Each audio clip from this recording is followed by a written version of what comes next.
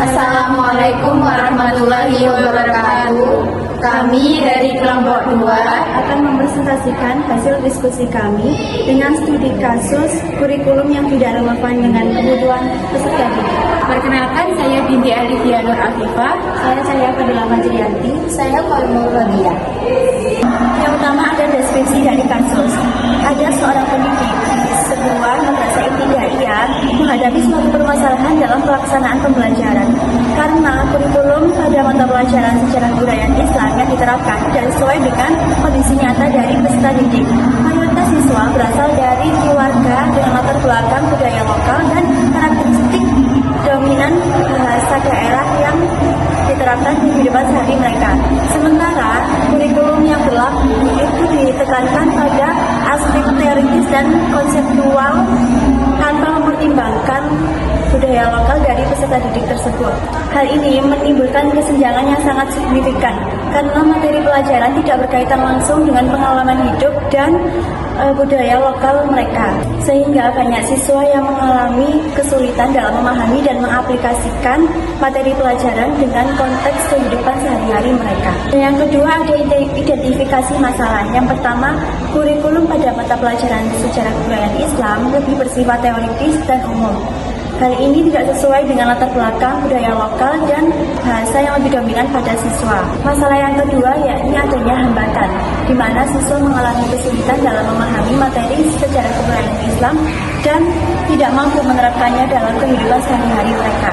Dan masalah yang ketiga yakni kurikulum yang ada tidak mengintegrasikan nilai-nilai budaya lokal dan kearifan lokal yang dapat dimanfaatkan sebagai media pembelajaran yang lebih efektif dan lebih bermakna terhadap siswanya. Yang selanjutnya yaitu analisis kasus. Pendekatan atau teori yang digunakan yaitu pendekatan culturally responsive pedagogi atau pedagogi yang responsif terhadap budaya oleh Gloria Lenson-Willis, yang mana berdasarkan pendekatan CRP ini, masalah utama dalam kasus ini adalah ketidakselarasan antara kurikulum sejarah kebudayaan Islam yang bersifat teoritis dan umum dengan konteks budaya lokal siswa yang didominasi oleh bahasa daerah dan kearifan setempat. Teori ini berpendapat bahwa pembelajaran yang efektif harus membangun atas kultural kapital siswa, yaitu aset budaya yang dimiliki oleh siswa. Karena dalam kasus ini, kurikulum yang mengabaikan elemen lokal dapat menyebabkan kesenjangan pemahaman siswa, yaitu siswa tidak dapat menghubungkan konsep peradaban Islam secara umum dengan pengalaman atau kehidupan sehari-hari siswa. Nah, maka dari itu pendekatan ini juga memberikan solusi, yaitu bahwa hambatan bahasa daerah dapat diatasi dengan menggunakan budaya sebagai scaffolding untuk membangun pengetahuan baru. Sehingga analisis ini menunjukkan bahwa kurikulum yang tidak responsif budaya tidak hanya menghambat pencapaian akademik siswa, tetapi juga potensi pengembangan identitas siswa sebagai bagian dari umat Islam yang berakar pada konteks lokal. Selanjutnya yaitu alternatif solusi. Nah, di sini kami telah memberikan beberapa alternatif solusi dari permasalahan tersebut. Yang alternatif pertama yaitu revisi kurikulum sejarah kebudayaan Islam dengan mengintegrasikan elemen budaya lokal dan bahasa daerah sebagai bagian integral dari pembelajaran. Misalnya yaitu guru dapat bekerja sama dengan tim kurikulum sekolah. Alternatif yang kedua yaitu pelatihan dan pengembangan profesional bagi guru untuk menerapkan pendekatan pembelajaran berbasis budaya, seperti dengan mengadakannya workshop mengenai CRP yang melibatkan komunitas lokal atau perkumpulan guru-guru yang mengampung mata pelajaran sejarah budaya Islam dari sekolah lain dengan sekolah lain.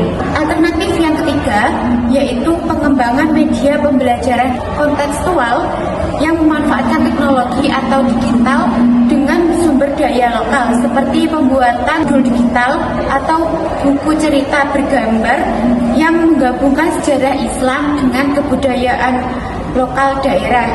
Contohnya membuat animasi dalam bahasa daerah yang menceritakan peradaban Islam melalui sudut pandang budaya lokal. Di sini saya akan memberikan rekomendasi solusi. Yang pertama adalah pengembangan kurikulum kontekstual berbasis kearifan lokal.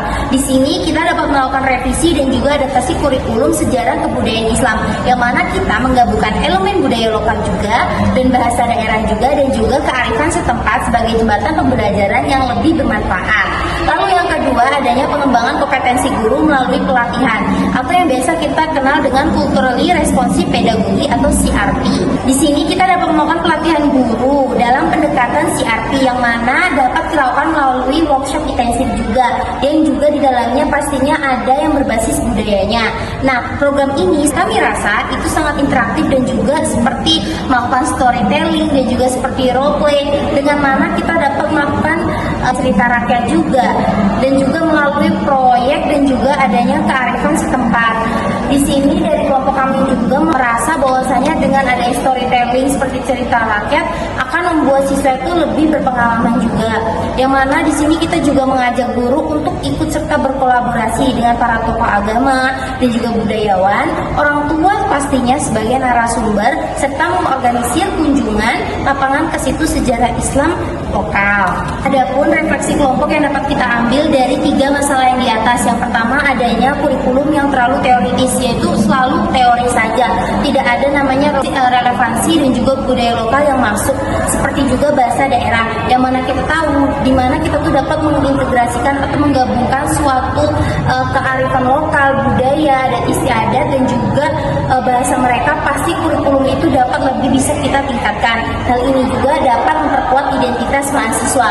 Lalu yang kedua, siswa ini lebih kesulitan dalam melakukan konsep sejarah kebudayaan Islam, yang mana kita tuh dapat menerapkannya sebagai guru dalam kehidupan sehari-hari. Nah, pembelajaran yang juga berorientasi pada praktik ini dapat menggunakan media maupun metode kontekstual, seperti kita dapat pakai wayang, ada flipbook juga, lalu ada cerita lokal juga.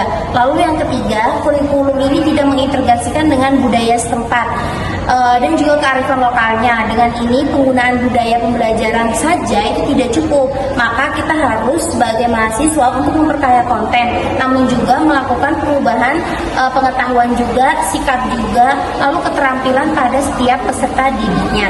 Saya akan menjawab pertanyaan nomor 1. Apa yang bisa dilakukan untuk menyesuaikan kurikulum sejarah kebudayaan Islam dengan kebutuhan peserta didik di daerah tersebut? Untuk menyesuaikan kurikulum sejarah kebudayaan Islam dengan kebutuhan peserta didik di daerah tersebut dapat dilakukan dengan kontekstualisasi materi. Yang pertama, menggabungkan sejarah Islam lokal dengan sejarah Islam global atau umum. Mengaitkan tokoh-tokoh Islam Nusantara dengan materi pembelajaran ini akan mempermudah siswa dalam memahami materi peradaban Islam. Mengintegrasikan tradisi dan budaya Islam setempat sebagai bagian dari pembelajaran. Kemudian yang kedua, menggunakan pendekatan budaya lokal yang diterapkan dengan menggunakan bahasa daerah di daerah tersebut untuk menjelaskan konsep-konsep tertentu di materi SKI tersebut. Kemudian juga dapat memanfaatkan tempat sejarah Islam di daerah tersebut sebagai sumber pembelajaran yang lebih konkret dan mengintegrasikan cerita rakyat Islami setempat dalam materi untuk memperkaya perspektif atau pemahaman siswa. Kemudian yang ketiga, bisa menggunakan metode pembelajaran inovatif yang dikembangkan melalui pembelajaran bersejarah atau makam ulama lokal untuk memberikan pengalaman langsung terhadap siswa. Kemudian yang ketiga, bisa menggunakan metode pembelajaran inovatif yang dikembangkan melalui pembelajaran bersejarah atau makam ulama lokal untuk memberikan pengalaman langsung terhadap siswa, sehingga siswa akan lebih memahami materi dengan pengimplementasian langsung nilai-nilai Islam dalam kehidupan sehari-hari mereka. Lalu di sini saya akan menjawab pertanyaan dari pertanyaan yang kedua. Bagaimana cara merancang kurikulum yang dia tuh relevan dengan konteks sosial dan juga budaya lokal tanpa mengurangi esensi materi sejarah kebudayaan Islam. Nah, untuk merancang kurikulum sejarahnya sendiri di sini ada beberapa langkah yang harus kita terapkan. Seperti yang pertama, analisis kontekstual. Di sini kita tuh dapat memahami suatu budaya mereka, tradisi mereka, dan juga kearifan lokal siswa. Dengan ini kita dapat menggabungkan nilai-nilai lokal yang ada dengan warga setempat juga. Lalu yang kedua adanya pemetaan kompetensi esensial SKI. Di sini kita dapat mengambil beberapa materi SKI dari kurikulum nasional juga, seperti pada contoh materi dakwah atau enggak tokoh Islam atau juga bisa dalam peradaban Islam. Lalu yang ketiga adanya integrasi kearifan lokal. Kita tuh bisa melakukan sebuah media yang mana metodenya ini juga ya, seperti ilustrasi dalam sejarah Islam dengan tradisi daerah mereka setempat pastinya. Lalu yang keempat berkolaborasi dengan komunitas lokal. Di sini berkolaborasi ini kita dapat melibatkan adat mereka, kebudayaan mereka juga, dan kita tuh budayawan mereka juga dan juga orang tua mereka untuk suatu pembelajaran SKI ini. Lalu yang terakhir adanya evaluasi yang relevan. Evaluasi ini pastinya untuk mengukur nih pemahaman para siswa dengan kebudayaan mereka dan juga sejarah mereka terhadap SKI yang akan kita gabungkan dengan beberapa bahasa mereka, kearifan lokal mereka juga. Selanjutnya saya akan menjawab pertanyaan yang ketiga, yaitu apakah Anda setuju dengan penyesuaian kurikulum? Jawabannya saya setuju, karena dengan penyesuaian kurikulum dalam mata pelajaran sejarah kebudayaan Islam agar lebih relevan dengan kebutuhan peserta didik di setiap madrasah ibtidaiyah. Penyesuaian ini penting karena pendidikan yang efektif harus mempertimbangkan konteks sosial, budaya, dan bahasa lokal siswa. Nah, kurikulum yang terlalu jauh dari realitas kehidupan siswa dapat menyebabkan kesulitan pemahaman, minimnya minat belajar siswa, dan rendahnya hasil belajar siswa. Penyesuaian kurikulum ini bukan berarti menghilangkan esensial keseluruhan materi, melainkan mentransformasikan penyajiannya agar lebih kontekstual. Sehingga penyesuaian kurikulum merupakan langkah yang tepat dan dibutuhkan selama tidak menjaga kualitas dan kedalaman materi yang telah diajarkan oleh guru. Sekian dari kami. Wassalamualaikum warahmatullahi wabarakatuh.